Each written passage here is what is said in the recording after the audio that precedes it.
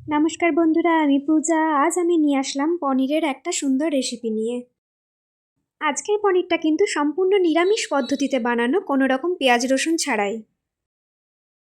তাহলে এখন চলো দেখা যাক পনিরের রেসিপিটা আমি কিভাবে বানালাম, আর তার জন্য ভিডিওটা স্কিপ না করে সম্পূর্ণ ভিডিওটা দেখার অনুরোধ রইল।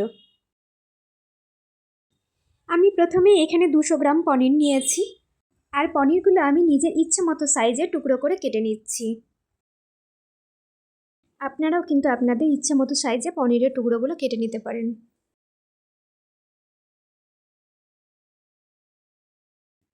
আর এখানে দেখো আমার পনিরের টুকরোগুলো কিন্তু প্রায় সবই কাটা হয়ে গেছে।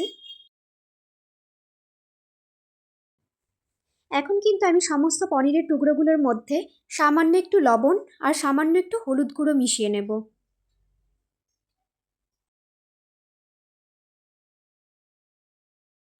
এবার হাত দিয়ে পনিরের টুকরোগুলোর মধ্যে লবণ আর হলুদটা খুব ভালো করে মেখে নেব।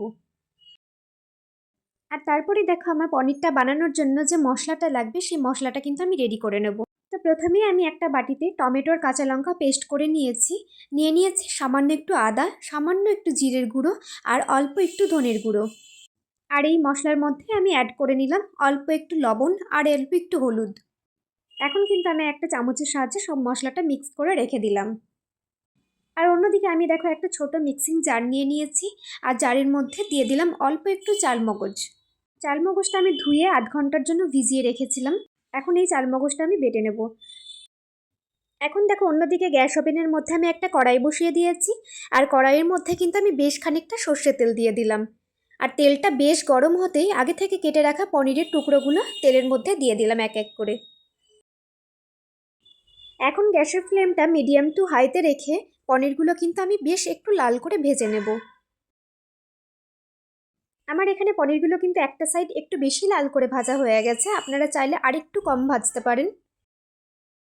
এখন আমার পনিরগুলো কিন্তু ভাজা হয়ে গেছে, এই পর্যায়ে আমি পনিরগুলো কড়াই থেকে এক এক করে তুলে নেব। আর সমস্ত পনিরগুলো কড়াই থেকে তোলা হয়ে গেলে কড়াইতে যে পরিমাণ তেল আছে ওই তেলের মধ্যেই আমি দিয়ে দেবো কয়েকটা গোটা মশলার ফোড়ন। এই ফোড়নের মধ্যে আমি দিয়ে দিলাম অর্ধেক শুকনো লঙ্কা, কয়েকটা দারচিনি আর কয়েকটা এলাচ। এবার সমস্ত ফোড়নগুলো দেওয়া হয়ে গেলে আমি 20 থেকে 30 সেকেন্ডের জন্য ফোড়নটা ভেজে নেব। এখন 15 থেকে 20 সেকেন্ড ফোড়নটা ভাজা হয়ে গেলে আমি এর মধ্যে দিয়ে দিলাম আগে থেকে রেডি করে রাখা মশলাটা। মশলাটা তেলের মধ্যে দেওয়া হয়ে গেলে কিন্তু আমি ভালো করে কষিয়ে নেব। এখন মশলাটা একটু অল্প ভাজা হয়ে গেলে আমি এর মধ্যে দিয়ে দিলাম অল্প একটু কাসুরি মেথি। আপনাদের কাছে যদি বাড়িতে কাসুরি মেথি না থাকে তাহলে কিন্তু কাসুরি মেথিটা আপনারা স্কিপ করতে পারেন। এবার অল্প একটু মশলাটা নেড়ে নিয়ে আমি দিয়ে দিলাম আগে থেকে বেটে রাখা চারমগজটা। এখন আমি মশলাটা বেশ ভালো করে কড়াইতে নেড়ে নেব। পনিরের এই রেসিপিটার মধ্যে একটুখানি কাসুরি মেথি দিলে কিন্তু স্বাদ আর গন্ধ দুটোই বেশ ভালো হয়। আর দেখো এখানে আমি সব মশলাগুলো একসঙ্গে দিয়ে বেশ ভালো করে নেড়ে নিচ্ছি। আর এই মশলাগুলোর গা থেকে যখন তেলটা ছেড়ে দেবে তখন কিন্তু বুঝতে হবে আপনাদের মশলাটা কষানো হয়ে গেছে।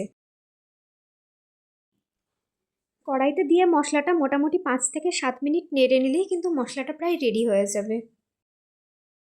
দেখো এখানে কিন্তু আমার মশলাটা কষানো হয়ে গেছে, আর মশলার গা থেকেও কিন্তু বেশ তেলটা ছেড়ে দিয়েছে।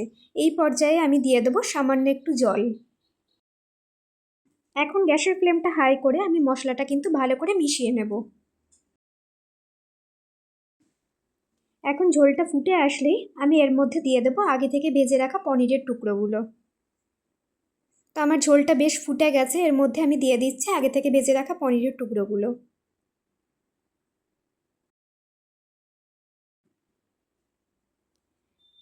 আমার সমস্ত পনির দেওয়া হয়ে গেছে। এবার একটু নেড়ে চেড়ে আমি এটা 10 মিনিটের জন্য ঢাকা দিয়ে রেখে দেবো।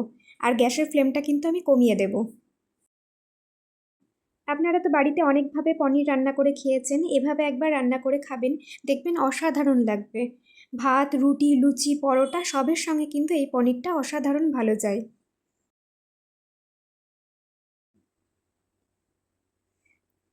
তো 10 মিনিট বাদে দেখুন ঝোলটা কিন্তু বেশ অনেকটাই ঘন হয়ে এসেছে।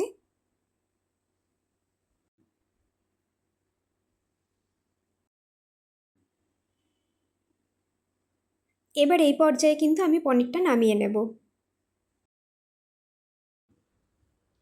এই পর্যায়ে আমি গ্যাসের ফ্লেমটা অফ করে পনিরটা 10 মিনিটের জন্য ঢাকা দিয়ে রেখে দেব।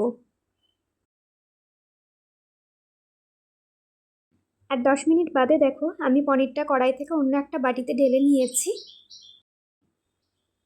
আর উপর দিয়ে আমি একটুখানি ধনেপাতা কুচি ছড়িয়ে দিচ্ছি। এখন কিন্তু পনিরটা আমার সম্পূর্ণ রেডি। আজকে আমার এই রেসিপিটা কেমন লাগলো কমেন্টে জানাবেন। আরও নতুন নতুন ভিডিও পাওয়ার জন্য আমার চ্যানেলটি সাবস্ক্রাইব করার অনুরোধ রইল।